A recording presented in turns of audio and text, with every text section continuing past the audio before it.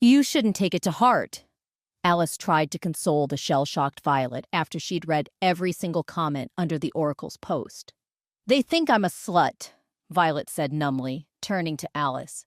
They've already made up their minds about me. Like mother, like daughter. That's probably what they're all thinking right now. She chuckled mirthlessly. Alice gave Violet a concerned look, then turned to Dion, hoping he might offer a solution. However, he simply shrugged. This wasn't his area of expertise. With a note of frustration, Alice reached out and took Violet's hands in hers. They're just jealous of you.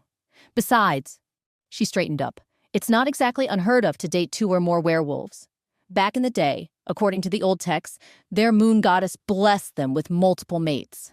In other words, you're not a slut, Violet. But instead of relieving her, those words only further traumatized Violet. Why in the world would she want 4 mates, especially those 4 jerks? That was a death sentence, plain and simple. Plus, how did the moon goddess blessing people with more than 1 mate have anything to do with her situation? Dion seemed to think the same, because he leaned in and whispered to Alice, I think this is the point where you stop talking. You're not making things better. He swore the girl could be clueless sometimes. Don't be sad, Violet.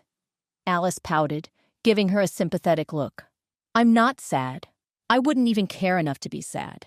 People can believe whatever they want. It just took me by surprise, that's all, Violet said with a smile.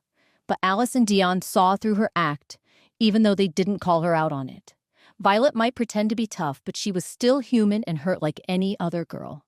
As if to further prove she was okay, Violet grabbed her fork and dug into her now cold macaroni and cheese, along with a few other cold and half-eaten dishes. Deep down, she knew the food would be wasted.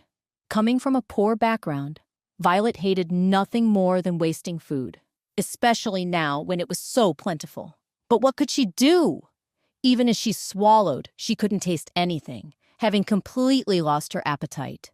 The table fell into an awkward silence as they ate, until Dion lifted his head and seemed to stare at something intently, his brows furrowed in confusion.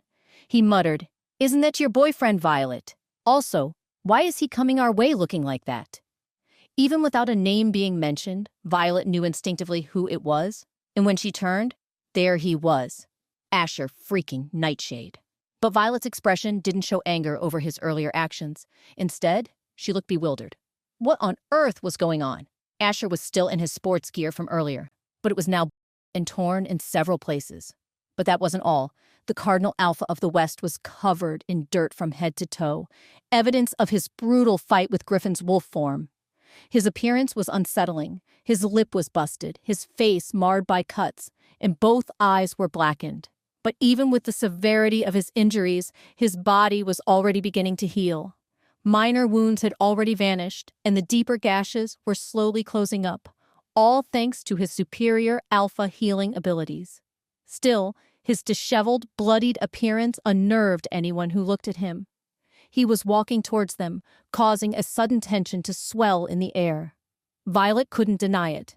Asher looked intimidating, with all the blood streaks, the torn clothes, and the wild look in his eyes. It was enough to send anyone running. But she was furious, and an angry Violet was a fearless one.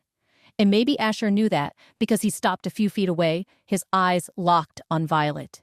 He didn't say a word. He just crooked a finger, beckoning her over like she was a dog he'd called.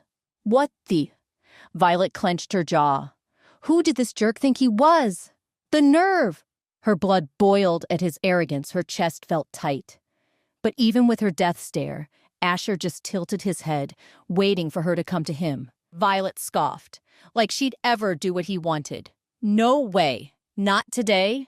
Not ever. With a sickly sweet defiant smile, Violet turned her back on Asher. It was a huge insult to turn your back on a werewolf, especially an alpha like Asher. But Violet didn't care. Let him stew. Let him throw a fit. He could rot for all she cared. She took a deep breath, trying to ignore the stares of the other students, their eyes wide at her boldness. She knew what it meant to defy an alpha, especially a psycho like Asher. It was risky, but she did it anyway, standing her ground. Maybe she was asking for trouble, or maybe she just liked pushing buttons. Honestly, Violet had no clue what had gotten into her, what was making her play this dangerous game with Asher. He just got under her skin so much that she lost all sense. With her back to him, her heart pounding, Violet half expected Asher to charge after her, but the seconds ticked by silently. She didn't dare look back. She wouldn't give him the satisfaction. Plus, she was scared to see what he was doing. Asher both thrilled and terrified her. Then she heard a low growl behind her, barely there, the kind that would make anyone's skin crawl. But Violet held her head high, refusing to be intimidated, even as she felt a warm body press against her back and hands slide around her waist. "Hello, my purple queen," a deep voice murmured into Violet's ear, making her shiver. It was Asher, his voice smooth as velvet but with a sharp edge. The nickname and his warm breath made her heart jump in both good and bad ways. "Why do you refuse to answer to your king?" he asked. Violet turned just enough to see his smug face. "For starters," she said icily, "I am not your queen. Stop calling me that. Secondly, get away from me. You smell like blood and dirt. I don't want that on me."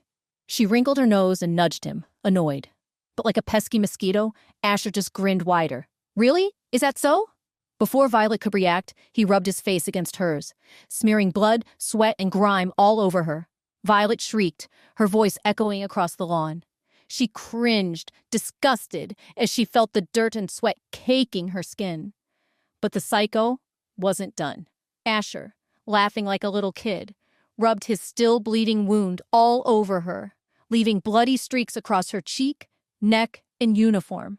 "Get off me!" Violet yelled, completely losing it. She flailed, trying to push him away. Everything felt like chaos. The laughter, the blood, the dirt, her frustrated screams. Asher finally stepped back, looking triumphant.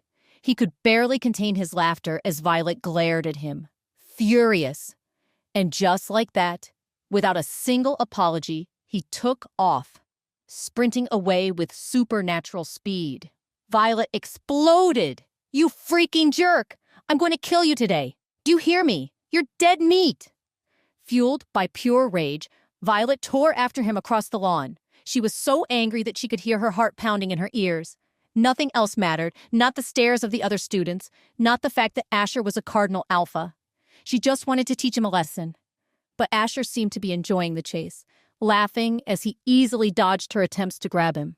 Every time she got close, he'd slip away at the last second, making her groan in frustration. This wasn't his usual manipulative game. This was different. Asher looked happy, genuinely enjoying himself. Wait, that's not the end. You've just had a free taste. Now get the full story on the Pocket FM app, link in description. Check out our next video and playlist, and don't forget to like, share, and subscribe.